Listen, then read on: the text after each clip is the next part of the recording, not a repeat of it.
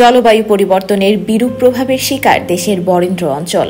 পানির সংকট জীবনযাত্রা ও স্বাস্থ্যগত যেমন ঝুঁকি বাড়িয়েছে, পাশাপাশি আর্থিকভাবেও ক্ষতিগ্রস্ত করেছে এখানকার বাসিন্দাদের। পরিবেশগত মানবাধিকার থেকেও বঞ্চিত তারা। আমরা পানি ব্যবহার করতে পারছি না, এবং নিচের পানি আমরা পাচ্ছি না। বড় সিজনে তো অনেক গভীর রাস্তার সমস্যা, কেউ পায় না। তখন পুরুষরা বাইরে চলে যায় কাজ করতে, তখন ওদিক থেকে কিছু টাকা টুকি পাঠাই দিয়ে আমরা চালটাল কিনি। চালটাল কেনার পরে ওই যেটুকু করে রান্নাবান্না করি সেগুলোই খাই। বরেন্দ্র এলাকায় স্বাস্থ্যকর এবং নিরাপদ পরিবেশের অধিকার সুরক্ষা এবং জলবায়ু পরিবর্তনের সাথে স্থানীয়দের খাপ খাওয়ানোর দক্ষতা তৈরিতে কাজ করছে ডাস্কো ফাউন্ডেশন এবং নেটস বাংলাদেশ নামে দুটি বেসরকারি উন্নয়ন সংস্থা। রাজশাহী জেলার তানোর ও গোদাগাড়ী উপজেলায় এবং নওগাঁ জেলার মান্দা ও মহাদেবপুর উপজেলায় তারা বাস্তবায়ন করছেন এঙ্গেজ নামে একটি প্রকল্প।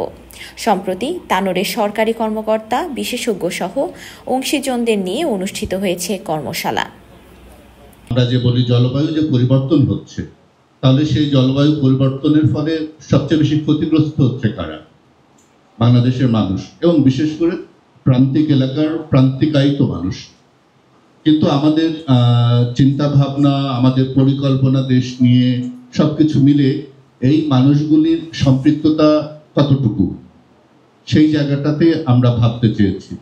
প্রকল্পটির মাধ্যমে এসব এলাকার প্রায় ৭৫,০০০ মানুষ উপকৃত হবেন। তারা নিজেদের অধিকারের বিষয়ে সচেতন হবেন, পাশাপাশি সরকারি বিভিন্ন প্রতিষ্ঠানে তাদের অংশগ্রহণের সক্ষমতা তৈরির মাধ্যমে ক্ষমতায়ন হবে। তো আসাদুজ্জামান সাহেব উনি আমাকে বললেন যে আজ একটা সুখবর আছে। আমি বললাম সুখবর, তো উনি বললেন যে নিয়ামতপুরে ডিপ টিউবওয়েল করছে। সেই নিয়ামতপুর এখন ৫০০-র বেশি ডিপ টিউবওয়েল চলে। এই পানি ব্যবসাটাও কিন্তু একটা আপনাদের অন্যতম একটা ক্ষতির কারণ। কারণ আমার টাকা আছে, আমার ১০ বিঘা জমি আছে, আমি একটা ডিপ টিউবওয়েল বসালাম, নিজের 10 বিঘাকে কভার দিলাম, আর আশেপাশের মানুষদেরকে পানি বিক্রি করলাম। এই জন্য কৃষকদের আত্মহত্যার টেন্ডেন্সি দেখা যায়। অর্থনৈতিক উন্নয়ন পরিবেশগত ক্ষতির মূল কারণ এবং মানুষের অধিকারের ক্ষতি করতে পারে। এই কারণেই আমরা ইউরোপীয় ইউনিয়ন আমাদের সরকারি পরিকল্পনায় একটি সংবেদনশীল দল তৈরি করেছি। জলবায়ু পরিবর্তনের ঝুঁকি মোকাবেলা করে টেকসই উন্নয়ন নিশ্চিত করা ও পরিবেশগত মানবাধিকার রক্ষায় প্রকল্পটি অবদান রাখবে বলে আশা প্রকাশ করেন তানোর উপজেলা নির্বাহী কর্মকর্তা। যদি এটি শুধুমাত্র অবহিতকরণ সভা হয়, তাহলে আপনারা কি করবেন, আপনাদের এই প্রকল্পের ডিজাইন কি, সেটি কীভাবে বাস্তবায়ন করবেন, সেটি আপনারা এখানে অবহিত করবেন, আমরা সেটি জানবো। এবং যেহেতু আমরা গভর্নমেন্ট অফিসার আমরা যারা রয়েছে, আমরা সেক্ষেত্রে আমাদের করণীয় আপনাদেরকে সহায়তা কিংবা যেই একসাথে কাজ করা সেটি করবো। যদি আমার কেন জানি মনে হচ্ছে যে আজকের যেই আলোচনা খুবই একটি ফ্রুটফুল ফলপ্রসূ আলোচনা, সেটি যদি এরকম কোনো প্রকল্প গ্রহণের পূর্বে হয়ে থাকে, আমার মনে হয় সেটি খুব বেশি ভালো হয়।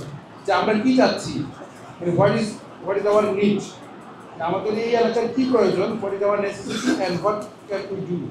এর আগে সাংস্কৃতিক পরিবেশনার মাধ্যমে প্রকল্প সংশ্লিষ্টদের স্বাগত জানান ক্ষুদ্র নৃগোষ্ঠীর শিল্পীরা।